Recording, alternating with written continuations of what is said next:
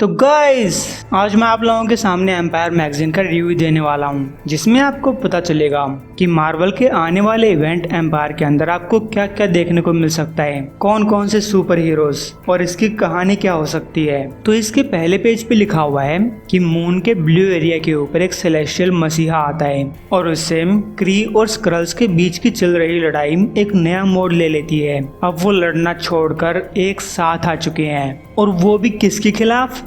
अर्थ के खिलाफ। अब केवल अवेंजर्स, फंटास्टिक फोर और अर्थ के बाकी हीरोज इनको रोक सकते हैं। और गाइस अब आपको कुछ पिक्चर्स दिखाई दे रही होंगी, जिनके अंदर है हल्कलिंग, captain America, Iron Man, Fantastic Four और ये क्या भूल रहा हूँ मैं, नाम भूल रहा हूँ इसका, हाँ, Ghost Rider, Black Panther, She Hulk, और तो मुझे कुछ खास दिखाई नहीं दे रहा। हाँ, थोर का हैमर दिखाई दे रहा है। तो गाइस दूसरे सीन के अंदर आप लोग देख सकते हैं कि हल्कलिंग अपनी स्क्रल सेना लेकर मून के ब्लू एरिया में पहुंच चुका है, जो कि अब काफी कुछ ग्रीन दिखाई दे रहा है। और इन्हीं पिक्चर्स के अंदर हम एक क्री वॉरियर को भी देख सकते हैं। आखिर यहाँ पे होने क्या वाला है? अगले सीन में हम कुछ हीरोज को मून के ब्लू एरिया पे देख सकते हैं, जिनमें फंटास्टिक फोर की टीम है और हल्कलिंग भी है, और आपको सुपर स्क्रल भी दिखाई दे रहा होगा।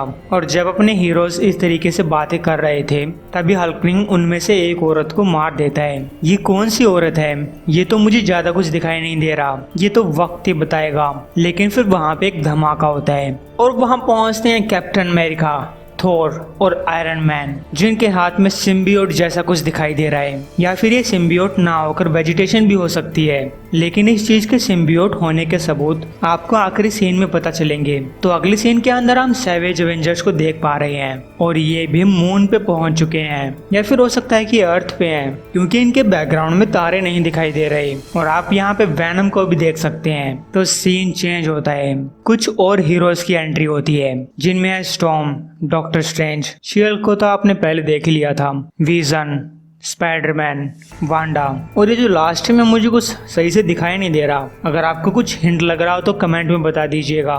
तो अगले सीन में अपने हीरोज के बीच कुछ बातें होती हैं, जो कि मैं आपको बता देता हूँ। कैप्टन अमेरिका बोल रहा है, हम अर्थ के माइटीएस्ट हीरोज हैं। तो ब्लैक पैंथर बोलता है, तुम सबका इतनी जल्दी यहाँ पे आने के लिए शुक्रिया, हमें हर संभव मदद की जरूरत है। तो आयरन मैन बोलता है कि मैं एक ऐसा हथियार बना रहा हूँ जो हमारी मदद कर सकता है, काश कि मुझे इसके बारे में पहले पता चल जाता तो मैं हथियार और जल्दी बना सकता था। तो ओकोए बोलती है कि एजेंट्स ऑफ वकांडा एवेंजर्स के साथ काम कर रहे हैं, ताकि क्रिस स्क्रल्स के अलायंस की वजह से इनोसेंट लोगों की जान न जाए। अब एक हीरो बोलता है कि मुझे अब भी यकीन नहीं हो रहा कि क्री और स्क्रल्स एक साथ काम कर रहे हैं। ब्लैक पैंथर बोलता है कि क्रिस स्क्रल अलायंस हमारा डायरेक्ट दुश्मन नहीं भी हो सकता है, लेकिन अर्थ बीच में आ रही है। अगर इन लोगों को अपना मकसद पूरा करने के लिए अर्थ को जलाना भी पड़े तो ये पीछे नहीं हटेंगे। तो विजन बोलता है कि हम तुम्हें सिचुएशन के बारे में बताते रहेंगे। तो इसी के साथ स्टोरी में एंट्री होती है डॉक्टर नेमेसिस की, और ये लोग पहुंच चुके हैं ल्यूक केज के पास। और फिर ये तीनों पहुंचते हैं सेंट्रल पार्क के अंदर,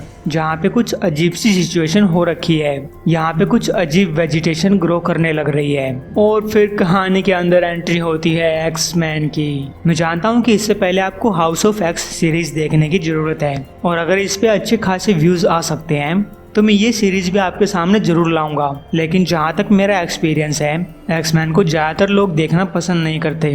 तो ऑफ कोर्स कहानी के अंदर एंट्री होती है कैप्टन मार्वल की, जिसे आप एक क्री कह सकते हैं। इसके हाथ में कोनन का हैमर दिखाई दे रहा है और आंखों से लाइटनिंग निकल रही है, जहाँ पे क्री और स्क्रल की शिप के ऊपर कोई चीज अटैक कर रही है। हालांकि ये लोग सरेंडर कर चुके हैं, लेकिन सामने वाली चीज कोई रिस्पॉन्स नहीं दे रही है और इनकी शिप के ऊपर अटैक किए जा रही है। अगर ऐसा ही चलता रहा तो जल्दी ये सब लोग मारे जाएंगे। लेकिन तभी पीछे से कैप्टन मार्वल आती है, और कैप्टन मार्वल उस चीज को डिस्ट्रॉय करके क्री और स्क्रल्स की शिप को बचा लेती है। तो गाइस आपको क्या लगता है, क्या कैप्टन मार्वल इस लड़ाई को रोक पाएगी? क्योंकि वो लोग जिसके खिलाफ लड़ रहे थे उन्हीं ने क्री स्क्रल्स को बचाया और उनकी शिप को फुल पावर वापस दे दी। तो अगला लीक है हल्कलिंग के बारे में, जहाँ पे इसकी एक अलग से कॉमिक आने वाली है, जहाँ हल्कलिंग स्क्रल्स का एम्परर बन चुका है। तो हमें सालों पहले का सीन दिखाया जाता है। यहाँ पे स्क्रल्स का एम्पायर टार्नेक्स तबाह होने वाला है। तो कुछ स्क्रल्स महारानी को भागने के लिए बोलते हैं, जिसपे महारानी बोलती है कि भागकर जाएं कहाँ, सब जहाज तो डिस्ट्रॉय हो चुके हैं, हम हार चुके हैं, अब हम या तो सम्मान के साथ मर सकते हैं या फिर भागते हुए मर सकते हैं। और गाइस